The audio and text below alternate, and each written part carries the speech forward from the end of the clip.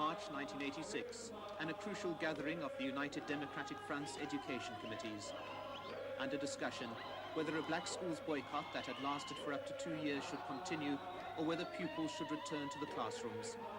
It was decided that the boycott should end, and the fact that hundreds of thousands obeyed was regarded by the UDF as one of its greatest triumphs. The keynote speaker was Zwelakhwe Sisulu, his father serving a life sentence on treason charges, his mother a president of the UDF. For the past 9 months, he's been in detention. 7-year-old Menequa is now the only free man in the family, and each evening he meets his mother on a Soweto street corner when she returns from work. Zodwa Sisulu has been married to Zwelakhwe for 9 years, 5 of which he's been either in detention or under house arrest. But her belief in his commitment to the UDF is unwavering, even though she has to bring up Menequa and his 4-year-old sister, Zoya, alone. They're very attached to their father, and it's very significant that he's been away for such a long time. And with this last detention, you know, when I broke the news, I think my son woke up when the police were there for his father. And, you know, he's kind of said goodbye to him, but I thought it hadn't registered in his mind because he was sleepy. He said I must be in charge of everybody. It actually strengthens you because when, you know, Zwelakhwe and I are parents to these children, it makes me want to be more strong as a parent. You know, I have to take the place of 2 people and make up for whatever they do not have because of his absence. And it makes me a stronger person politically to be able to support my children and my husband. In the affluent white suburbs, another UDF supporter who says she's gained political strength from detention. Janet Cherry was arrested shortly after a new state of emergency was declared last year. No charges were laid, but it took a court order to get her released after 11 months in prison. The taste of freedom soured by state restrictions on her activities in the End Conscription movement. But Janet Cherry remains one of the few privileged whites who sees the UDF as a political home and believes the state will not succeed in destroying it. It has been successful in removing activists and leadership from organizations for periods of time, and that does have an effect on organization. But inevitably those people, when they are released, go back into organization.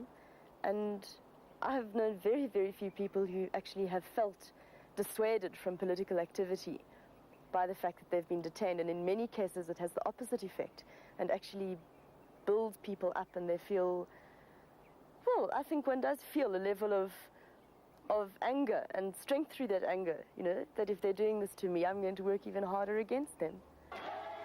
An event that was outlawed over a year ago, one of the many mass funerals of political victims organized by the United Democratic Front. Amid the once familiar scenes, an unusual sight. On the left, the white Janet Cherry being carried shoulder high by black mourners. Identification with the country's majority, she believes, is the only antidote to what she calls a sense of political futility. Once you leave behind your fears of what's going to happen in the future and actually fully throw your weight behind the majority of people in this country, it's not difficult to lose that cynicism, because there's an immense amount of hope and strength with those people, and an immense amount of generosity and courage. And one is never in a situation where one actually feels afraid or threatened by having aligned oneself with those people.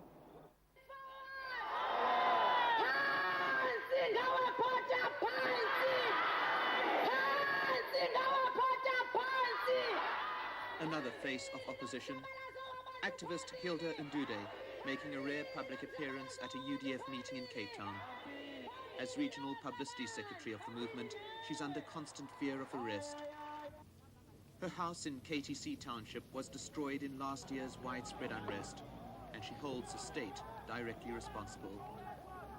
What she describes as her place of hiding is a relative's four-roomed house in one of Cape Town's black townships, and it's here that she's attempting to bring up her 5 children. I'm forced to stay at people's backyards, and this year you are staying in this house, and next year you are staying in another house, and my kids are growing that kind of life. And it's very, very, paining when a child is asking you, Mama, where is my really home? And that is the question that have made me to be involved and fight for the right of my kids to have their home where they choose to stay and where they will live happily.